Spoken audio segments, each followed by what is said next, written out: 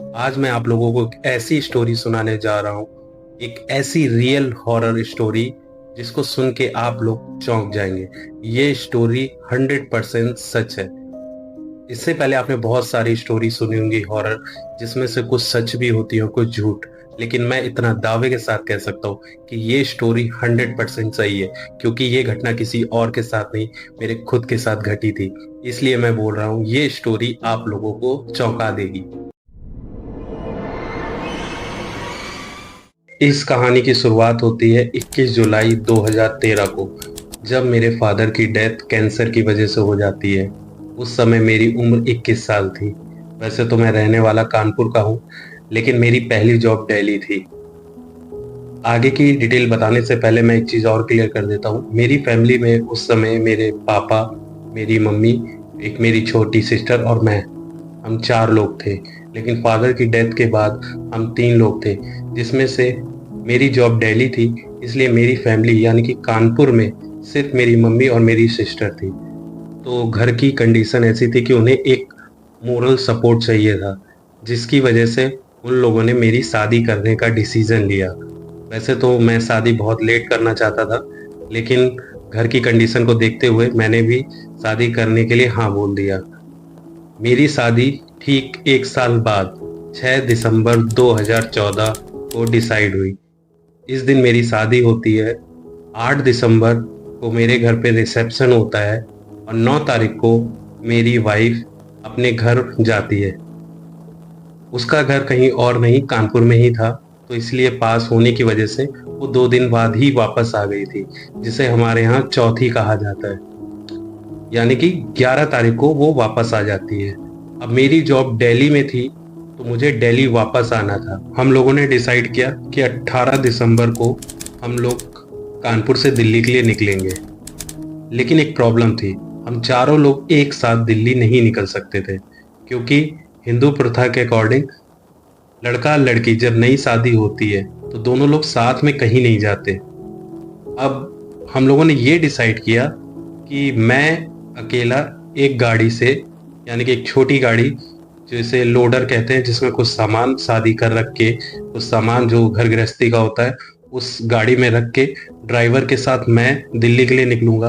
और मेरी फैमिली में मेरी मदर, सिस्टर और वाइफ, वो तीनों लोग एक स्लीपर बस जो कि कानपुर से दिल्ली के लिए चलती है, उससे निकलेंगे। लेकिन स्लीपर बस रात में ही चलती है, इसलिए हम लोगों ने नाइट में निकलने का डिसाइड किया। लेकिन क्योंकि एक बात और खास है इसमें कि 18 दिसंबर यानी कि ठंड की रात, जो कि बहुत ही अंधेरी और ठंड की रात होती है, जिस टाइम पे कोहरा भी होता है, बहुत ज्यादा कोहरा। अब इस बात पे मेरी वाइफ भी एग्री नहीं थी कि मैं अकेले जाऊं। तो वो उस समय फैमिली का सब कुछ देख के, क्योंकि नई नई शादी थी, इसलिए वो मान गई। और हम लोग घर से जैसे प्लानिंग हुई थी, जैसे डिसाइड हुआ था, वैसे ही निकले। लेकिन कुछ दूर आगे आते ही, जब हम लोग बस, जहाँ से हमें बस मिलती है, घर से निकलने के बाद बस का अड्डा कुछ दूर होता है, तो जहाँ से बस मिलती है वहां पे जैसे ही पहुंचे, तो मेरी वाइफ ने मुझसे जबरदस्ती की कि नहीं, मुझे आपके साथ ही चलना है, और वो मम्मी को और मुझसे भेज दो और मैं आपके साथ ही गाड़ी में चलूंगी। अब नई नई शादी थी, इसलिए मैं भी अब थोड़ा सा 21 साल की उम्र में ज़्यादा इतना कुछ पता तो होता नहीं है, मैंने भी मान गया इस बात को। और हम दोनों उस गाड़ी से जाने के लिए तैयार हो गए। कुछ दूर चलते हैं तो जो हमारा ड्राइवर था, ध्यान रखिएगा, जो लोडर वाला ड्राइवर होता है ना, जो ड्राइवर जो छोटी गाड़ी चलाते हैं, छोटा हाथी जिसे बोलते हैं, उस गाड़ी का ड्राइवर, उसके बगल वाली सीट पे मैं, और उसके साइड बिल्कुल कॉर्नर पे वाइफ, हम तीनों लोग आगे ही बैठे हुए थे। अब गाड़ी रात के 11 बजे के आसपास, क्योंकि कानपुर क्रॉस भी नहीं हुआ था, कानपुर भी बहुत बड़ी जगह है, तो वो कानपुर में बिल्कुल एंडिंग में जा करके एक जगह गाड़ी रोक देता है, सुनसान सी जगह पे। और हम लोगों से बोलता है कि आप लोग रुकिए, मैं जरा खाना खा के आता हूँ, क्योंकि दूर का सफ़र है, इसलिए मैं खाना खा लूँ, क्योंकि यहाँ से निकलूंगा तो सीधे दिल्ली ही रुकूंगा जाके। तो हम लोगों को भी लगा, लेकिन क्या कुछ कह भी नहीं सकते थे, गलत तो लग रहा था कि रात में अंधेरे में रुकना। ठीक है, फिर भी मान गए। उसने गाड़ी साइड में लगाई और एक गली में गया, और लगभग उसने आधे 1 घंटे बाद आता है और गाड़ी में बैठता है। तो फिर वो हम लोगों को भी बोलता है कि आप लोग भी चाहें तो खाना खा लीजिए, लेकिन हम लोगों ने मना किया, क्योंकि काफ़ी लेट हो चुका था, काफ़ी देर हो रही थी, और हम लोग रात में उसके साथ 11 बजे, 11 नहीं, आई थिंक 11 11:30 के आसपास हम लोग वहां से निकले। अब हम लोग हाईवे पे थे, रात के 11:30 और हाईवे, आप समझ रहे हैं, अंधेरे का समय, बिल्कुल अंधेरा और कोहरा, गाड़ी चल रही है। चलते चलते चलते चलते हम लोग एक ऐसे मोड़ पे पहुंच जाते हैं जहां पे लगभग टाइम हो रहा था रात का 1:30 बजे। और चलते चलते हम लोग हाईवे के एक ऐसी जगह पे पहुंच जाते हैं जहां पे हाईवे का बिल्कुल मतलब मिड पॉइंट आप कह सकते हो, जहां पे दूर दूर तक कुछ भी नहीं था। लेफ्ट राइट तो वैसे भी कुछ नहीं, क्योंकि हाईवे की हाइट ऊपर थी, हाइट ऊंचे होने की वजह से कोई उस हाईवे पे दिखाई नहीं देता। और सर्दी का समय था तो दूर दूर तक कोई गाड़ी भी नहीं दिख रही थी। हम चलते जा रहे हैं। रात को रात का समय होने की वजह से अचानक से हम लोग की आंख भी लग जाती है, हम लोग सो जाते हैं गाड़ी में। लेकिन ड्राइवर अपना गाड़ी चलाता रहता है। कुछ दूर चलने के बाद अचानक से हम लोग की आंख खुलती है, जैसे एक आहट हुई हो। क्योंकि गाड़ी में हम लोग थे लेकिन फिर भी हमें ऐसा लगा कि किसी की आहट हुई है।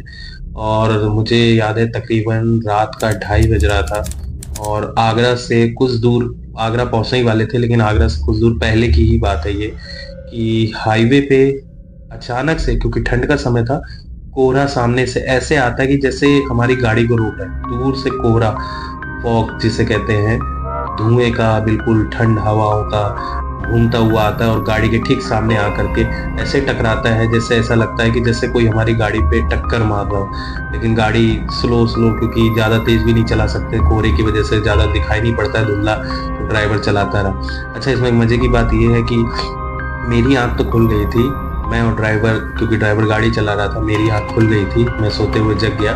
लेकिन मेरी वाइफ अभी भी सो रही है। और जैसा आपको बताया था पहले कि हम तीनों लोग आगे ही बैठे थे, पीछे लोडर में सामान था, छोटा ट्रक था।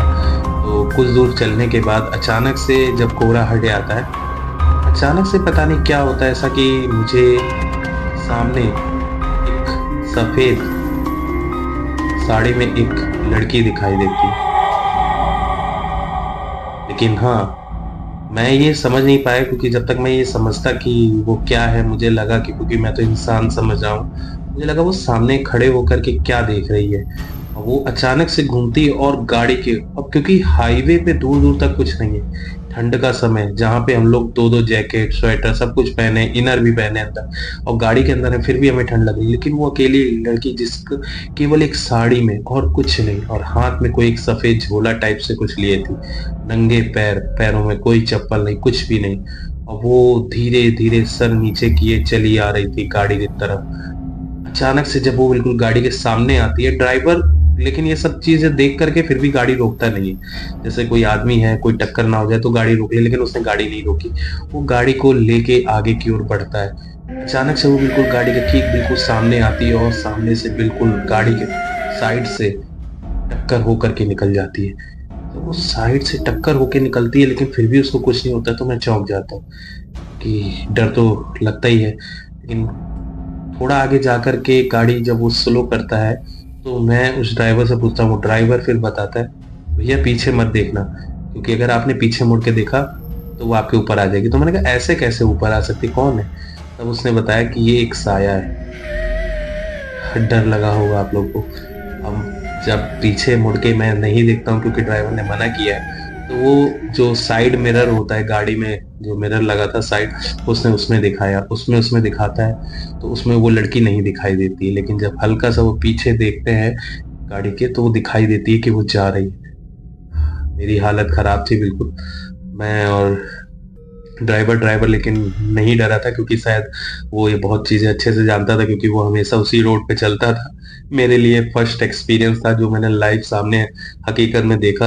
और मैं इतना दावे के साथ दे सकता हूँ कि वो कोई इंसान तो नहीं था, क्योंकि इतनी दूर इतनी ठंड में कोई लड़की, वो भी रात के 2:30 बजे हाईवे पे, जहाँ 100 200 किलोमीटर दूर दूर तक कोई कुछ नहीं है, और वो चली आ रही है। तो और वैसे भी वो जब गाड़ी के बगल से निकली तो साया ही था। अब हम लोग की हालत खराब हो गई थी। थोड़ी दूर आगे जाने के बाद वो गाड़ी, ड्राइवर जो है, थोड़े से कच्चे रास्ते से उतारता है। वहां पे एक ढाबा था लगभग 50 किलोमीटर के पास, वहां जाकर के रोकता है, और वहां पे वो अपनी चुप्पी खोलता है और बताता है, पूरी स्टोरी कि भैया हम लोग तो यहाँ चलते ही रहते हैं, हमने इसको कई बार देखा, ये एक साया है।